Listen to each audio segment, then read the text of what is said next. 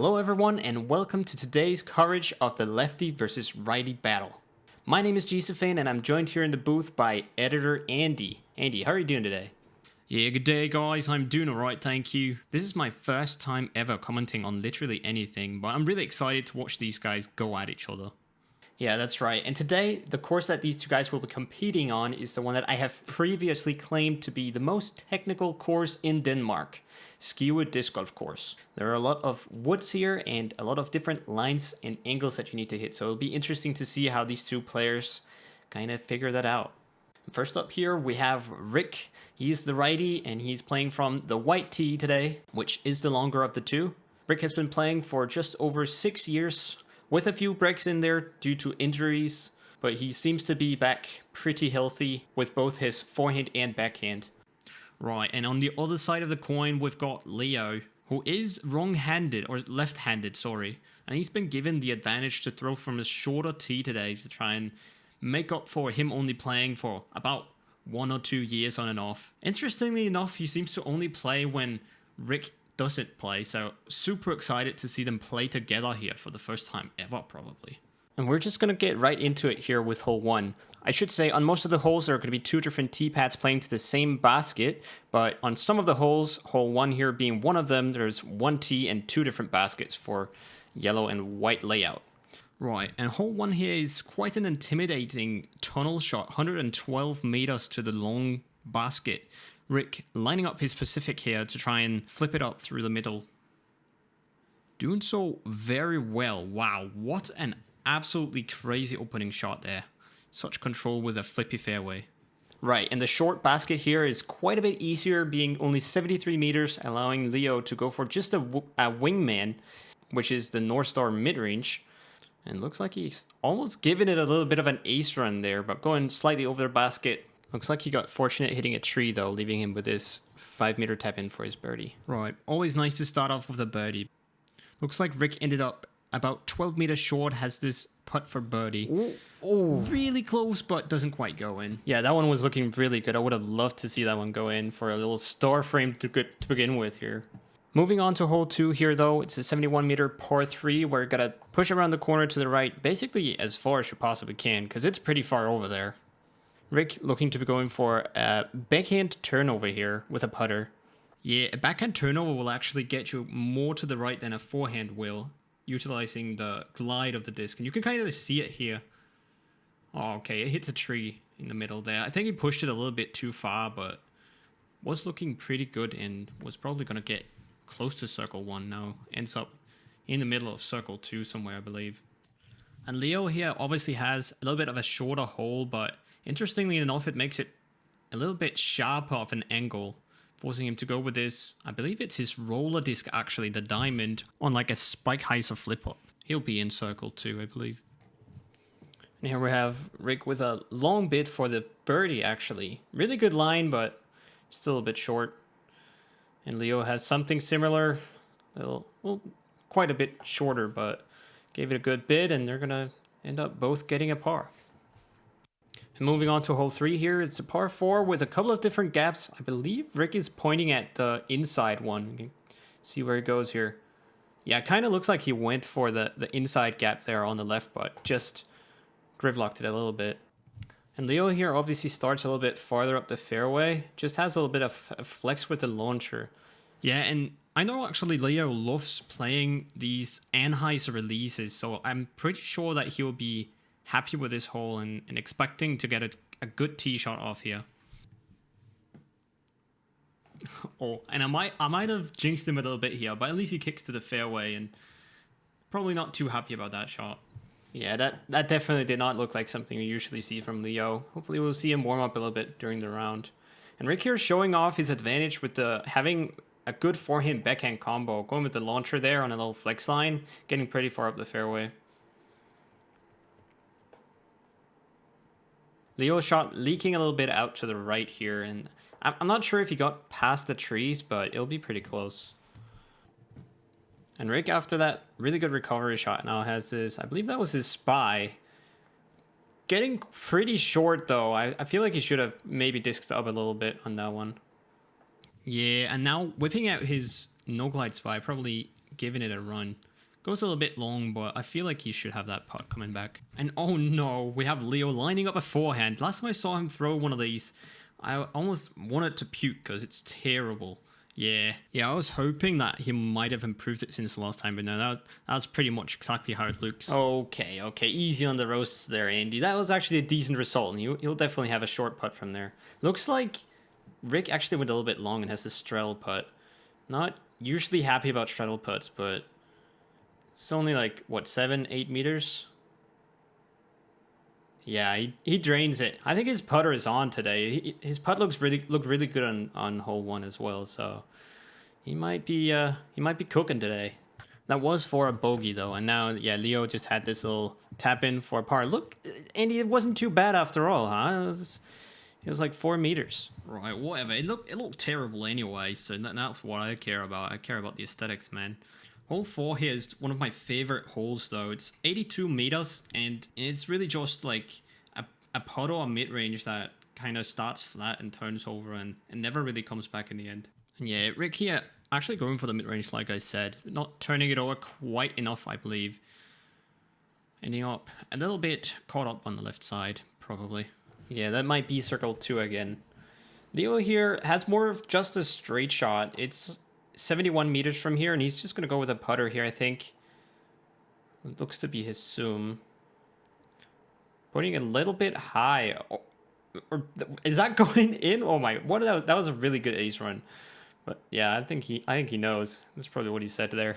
And now Rick here left with like a 15-meter jumper into absolute death. It's like so downhill behind the basket. Looks like he's going for it. And he drains it. Wow, that's an incredible putt. I mean, the guts it would take to run that, knowing that if you like go past it and roll behind it, it's definitely going to be a bogey. Now Rick Leo. It's so easy to mix them up sometimes, man. Leo missing his birdie putt and ending up with a par. So Rick kind of catching up one stroke there. Indeed. And now we're getting out to the bomber hole of hole 5. And I wanted to actually just add a little bit of backstory here to this battle. Because I've heard that the reason that they actually ended up taking this battle is because Leo called out Rick saying that he has surpassed him in distance while Rick has been injured. And obviously Rick doesn't want to hear a single bit about that, playing for 4 years more than Leo has. So he was pretty frustrated, and that's why they ended up here. So very curious to see who throws the farthest here on this open fairway. They are throwing from the same tee here in going to 2 different baskets, but in the same gap, kinda. So on the first shot here, they want to just go as far as possible, and looks like Rick has done that really well. Hit a really good flex line there. Maybe hitting a little bit of a tree in the end, I believe, but Leo now getting the chance to beat him. That just looks a little bit too high. Gets a good flex out of it, but okay, that might be a bomb. Can't quite see where Rick's disc is, but looks like Leo is throwing first here, meaning that he didn't quite outdrive Rick. Looking up and over. Oh, there it is. Oh yeah, it's right in the middle of the fairway. That was a genius shot, I think. Might even be an eagle putt. Yeah, that was super creative. Love to see that out of Leo. And Rick here, I think that's actually pretty close to where Leo was, but just a little bit more to the right. So they might have been pretty close in the driving distance. Now he needs to figure out what to do here. He kind of needs to go over that little fallen watchtower, get into the gap. Pretty much right there. That's like a perfect shot. Might have turned over a little bit too much, but that was a well executed standstill, and he'll be able to hopefully get up and down for his birdie there. Oh, and look at this. This is where Leo ended up. He actually has an eagle putt. Long one, but an eagle putt to be fair. Looks to have pulled that one wide, or maybe just laid up. I don't know. That wouldn't look like him, though. I think he definitely ran that. And now Ricky here, he's actually pointing at the basket there. He needs to go like 40 more meters. Looking to go for his patent pending. Not too often a good short shot for him, but I can't believe that was the fairway he was actually going for. He might have gotten a little bit lucky there, but oh yeah, this is where he ended up with a long putt here. Again, decent line, just not a little bit too far this time actually. Ending up with a par, and Leo tapped out his birdie. Oh yeah, and I want to just put out a little bit of a disclaimer here, because I also missed the sound of the chain and the snap of Rick's backhand, but for some reason, Jezufan here, he literally pressed record on his camera and then muted his microphone like an absolute donkey. So that's actually why we're doing this commentary, and it's supposed to not even be a commentary. So if you also missed the sound of the chains, that you can blame Jezufan. Okay, let's not miss the most important part here. Hole 6 is a 162 meter placement par for a really cool one. You can see Rick here kind of going with a forehand, pitching to one of the two fairways that you can kind of see the left fairway here on Leo's tee shot. And he's just thrown the easiest shot in the world straight into the ground, and that's terrible. He's not going to be happy about that. Yeah, look at this. There are kind of two fairways here, and he got to go up to the left. He's going to be aiming for the inside one here, but probably going a little bit too wide and hitting a tree. And ends up, it might have gone all the way into the tree line here.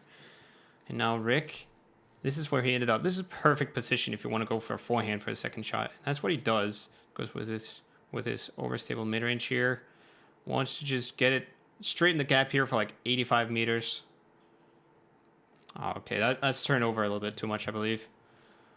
Must have not gotten all the way there. Oh no, Leo, not another forehand. What are you doing, mate? Yeah, it's straight into the ground. What did you expect, brother? And another one. This guy's not even trying to win at this point. I guess that wasn't terrible, but I mean, you're seeing what I'm seeing, right? It's disgusting. Don't know if I would necessarily call it disgusting, but we have Rick here. He likes those little little backhand putter runs. It looks like that one just got caught up a little bit on the trees. And Leo, he definitely wasn't laying that up, but it kind of ended up looking like it. So that's going to end up actually being a double bogey for Leo and a par for Rick, meaning that they're now tied up at even. Oh yeah, and just giving it a quick shout out there to the tee pads out here, or the people making them. Last time I was here filming, I complained a little bit about not having tee pads in yet, and said that it would be one of the best courses in Denmark once it had, and didn't take long for them to make it. Really awesome. Oh yeah, and talking about awesome, this is one of my favorite holes ever. It's a par 4 and it kind of goes in like a horseshoe, so it's definitely a lot about placement. And in the last half of the hole, you're going over like an OB pond kinda. So you have to get far around this corner on the first shot in order to even have a chance at going over to the basket on the second shot. Otherwise you're gonna have to lay up. And that's exactly what we're seeing from Rick here. An absolutely perfect shot with his overstaple fairway driver. I think he might have a pretty good look at going over from there. And Leo here going a little bit closer. He's just going with an Anheuser putter. Looking to probably just put it up high here and let the disc go to the left as far as it can, utilizing the glide of the putter. Kind of like Rick did on hole 2, if you remember. Oh, and it looks like he's been caught up in the last couple of trees here, and he's complaining a little bit, but just remember you put it there yourself, mate. Now he has to pitch out to the fairway to try and find his... Oh, and he hits a tree. He can't even jump putt anymore. He's shook. Now has to go with this high Anheuser blind turning mid-range. That was a lot of adjectives. And he hits the tree on the backside and doesn't even get really over. He gets over the OB, but he's caught up in the trees on the right side. Oh yeah, and unfortunately, it looks like Rick is caught up on this tree a little bit after the perfect drive and has to go with like a awkward run up, and he ends up slipping pretty bad, I think. Ends up in pretty much the same spot as Leo did, I believe. Yeah, look, he's looking down for the roots that he's been slipping on. Probably also complaining. And now we have Leo here reaching out to the basket. Oh, I can see the basket just like 12 meters away from there. Should be pretty simple. And Rick, likewise, on the other side, has to go with a forehand around. Don't know if that got through the trees. Okay, yeah, it did. He's right there. Or I guess it didn't, but basket was so close it didn't matter. Oh, goes for a little double down on the hoopy doop. So that'll be Rick saving his par while Leo getting a bogey. Right, and looking at hole 8 here, we actually have another one of those where they are throwing from the same tee pad and going to two different baskets. And I believe Rick will go for a forehand here. He has a pretty powerful forehand, and we haven't been able to see it much yet. And we still haven't, I think. That was not his best effort. And Leo absolutely destroying a launcher here. Going way too deep. He's excited, and he shouldn't be, because that's a terrible spot he's going to be. Rick now lining up a roller, but I guess switching to maybe an air shot on a forehand. Yeah. Going for that gap right there, probably, but hitting one of the trees. Now going with, is that, I think that's his Pacific. Going for a technical flip up there. You can kind of see the basket that he flashes right in front of. That's the one he's going to, and I think that's a really highly technical shot, and he's executed it pretty well. Oh, and like you said, Leo in a terrible spot here. Looking into the skies. Ended up switching it up and going... I think he was just trying to pitch out to the fairway, but ended up going a little bit too far there. And now he's in an oddly familiar spot that we just saw from Rick just before. And actually throwing... What do you think? I think that was like a decent forehand, wasn't it? That's one of the better ones he's thrown so far. Leaving him with this putt right here. And he's going to tap out for a bogey. And Leo taps out for a par. Wait, is that true? Right, yeah, you're actually right. That is a par for Leo. That's a pretty incredible par save from that terrible position after the first two shots. And now, coming up on hole 9, Ricky's a couple of strokes ahead, but we have a true lefty hole here, I believe. You have to go like left in the beginning and then fade back to the right, and then it's a par 4. And if you don't make it to the fairway, the scramble can be pretty terrible. And we see Rick obviously going with his forehand here. Looking really good. Hitting the last tree, but he's satisfied, obviously. Oh, we have Leo going with his signature move, the Rhino Charge. I thought I was never going to see this. He does this like once a year. I'm in absolute awe. And that shot was awesome. I don't care what you say. And look at Rick here. He's been absolutely intimidated. Throwing a forehand roller straight into the first tree. And now has this forehand again to try and get up and down for par. After a pretty good tee shot. That's going to be even 9 or 8 meters short. And Leo here is left with just a little chip. Even his terrible forehand can get his to a birdie here. That is insane. Rick absolutely baffled. Just takes his bogey. Does a circle and shakes his head. He is so disappointed with himself. But in reality, that's all up to Leo with his signature move just absolutely paying off there. I'm in love with this play right now. What I'm not in love with, although, is Leo's decision to try and follow this up with a terrible forehand of his. Pointed to the left, wanted to skip. Oh, and it looks like we've even missed Rick's tee shot here, and he ended up in here. He's absolutely destroyed in his mental game right now. Has to maybe try and get this one through the uprights and get it into the basket just to recover a little bit. And gets it through the uprights, and he has a par, and he gives us a thumbs up saying that he's alright, even though he doesn't look like it. And Leo actually got all the way up to there and had a easy par. Not too shabby there. Right, I think it's time for you to catch your breath a little bit here, Andy. Hole 11 is another pretty intimidating hole. I've been known to hit every single tree on this fairway in the past, so see how Rick does it here. Has to flex on the left side of that tree in the middle. I'm pretty sure that was what he was trying to do, but ends up shanking it straight into the trees on the right. Leo here has a little bit of an open fairway. Just goes with an understable fairway up the middle. Really nice low shot, just skipping through the fairway, never really leaving it. And Rick here going with a forehand roller with the Lone Tree OS, trying to get it to the right. Doesn't really manage to, and this is his third shot. Shaping it perfectly around those trees and back to the right. Get the little base arm there. Love it. He's pretty close for the par. And Leo for his birdie chance. Oh no. Straight into the tree. I feel with him. After such a good tee shot, you really want to claim the birdie on one of the hardest holes on the course. And now just takes an easy par by pitching it close to the basket there for the tap-in. Yeah, that was two very different pars there. I bet Leo is going to be pretty frustrated after that one, getting the same scores as Rick after those tee shots. Leo has been known to lose his temper a little bit in the past, but He's been holding up pretty well today. Hole 12 here is a par 3. From Rick's position, you gotta go like 120 meters and to the left. He gets caught up in those trees and he's a sad boy there. Leo, a little bit closer, and he wants to just put it up high with his launcher and let it turn. Maybe even flex out to flat in the end. Ends up throwing it way too low and straight into the trees. Being one of the luckiest people on earth that he is, he just hits a tree and kicks straight towards the basket. He's gonna even have a jump putt from there. Right, and Rick just chips a little no-glide spy close to the basket there. One of the easiest shots in the world, because like it kind of says, the disc has no glide. Alright, Leo didn't really have a jump putt, but he lays it under the basket for an easy par, and that'll be the same for the both of them. Hole 13 here is a super technical 124 meters from the white tee, having to go with a flex shot from the left to the right and then fade in the end to the left to even have a chance at the birdie.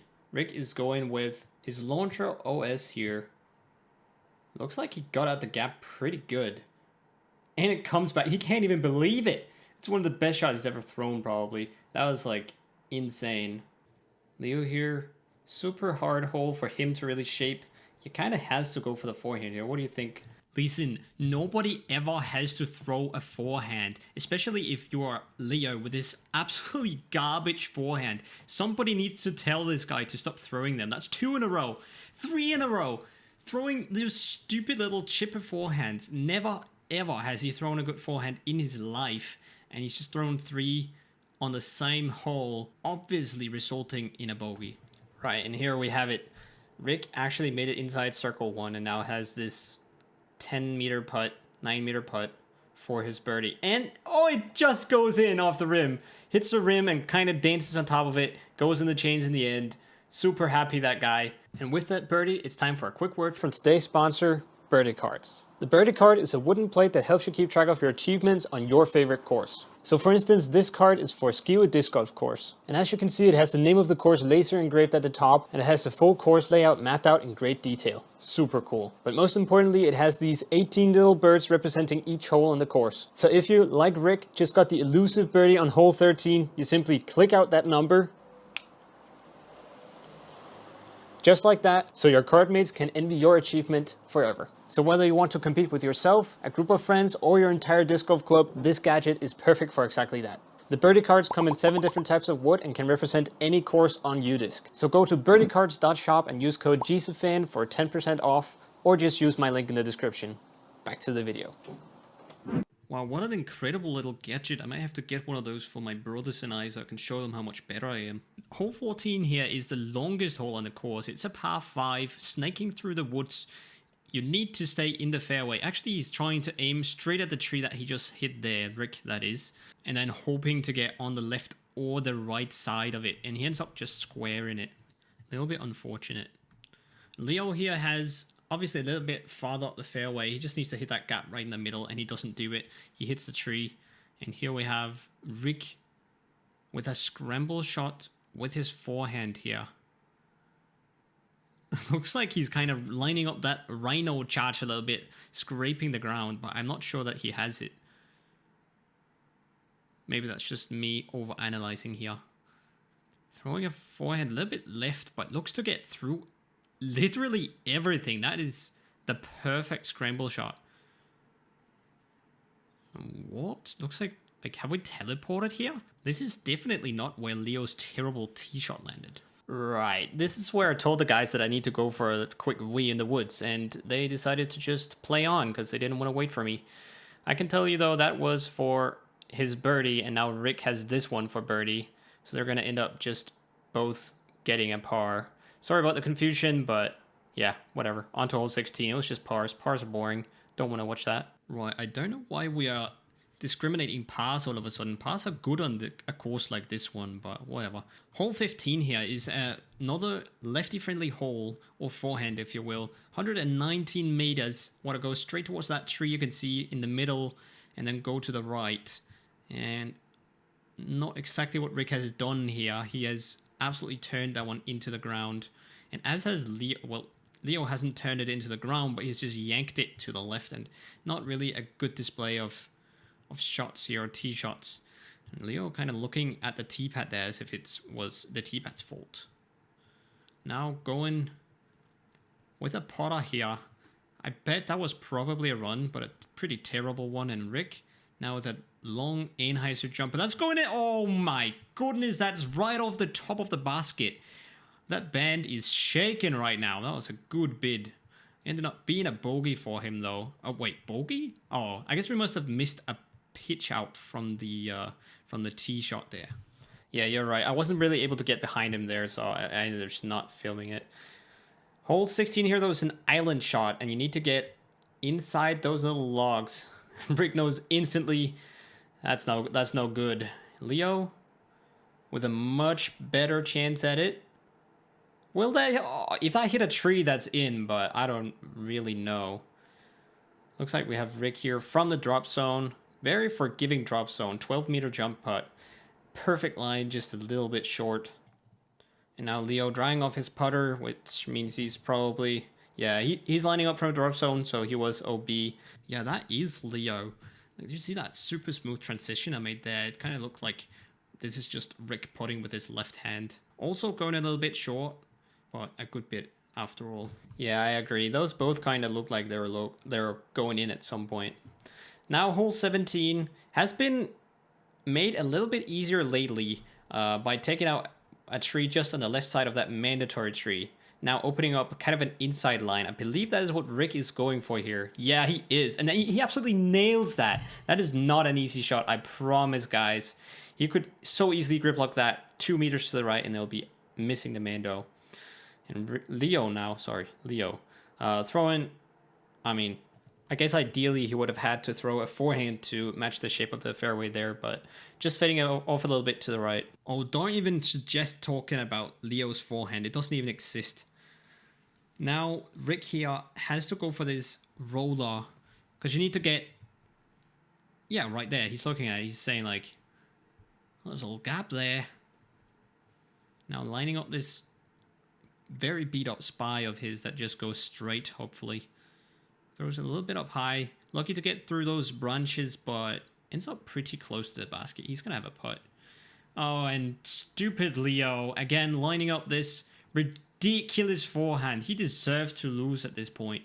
I mean, watch this. He's probably not even going to get past the corner here. He's not even going to get past the first tree. I mean,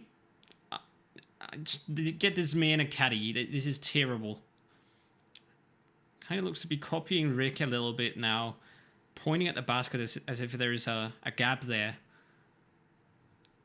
Lining it up with his overstable zoom. Oh, that's going in!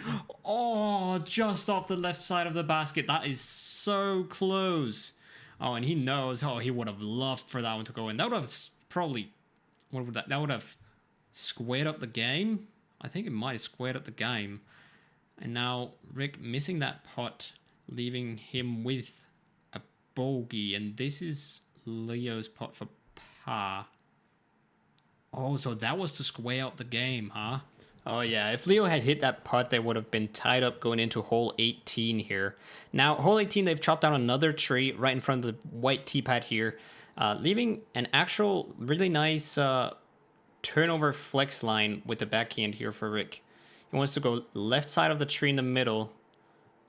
Or right side. Looks like he's going right side this time and kind of getting through everything. And it's hard to see. I think that's pretty close to the basket. Maybe circle 1, maybe circle 2. And Leo here going with his flippy fairway again that worked so well on him earlier on, what was that, hole 13? Getting... Oh, this is Leo. His putt for birdie, and... Yeah, he needed to hit that one to put pressure on Rick pretty much. Now Rick should be able to just lay this one up and take a par like Leo and win by 1. Decides to go for it anyways, just for the fun of it, but that's going to be it for today's coverage. Rick barely taking down Leo by 1 stroke there. Ended up 3 over par and Leo's 4 over par. This was super fun to watch with you guys and commentate on with you, Andy. I feel like this could be like a monthly match series for 2024. What do you think? Right, I agree. Thank you for having me. And I guess if you guys out there want to see this as a monthly series for 2024, just give the video a like. And if we get to like, what should we say, like 50 likes? Yeah, 50 seems fair. Then we will do one of those every single month, maybe on different courses around in Denmark. That could be pretty fun. Right, that's a really good idea. Thank you guys so much for watching, and don't forget to check out birdie cards. Like I said earlier, it's the perfect way to compete with your friends and give yourself a little extra incentive to birdie that really hard hole on your local course. And as this is probably my final video of the year, I want to say Merry Christmas and Happy New Year.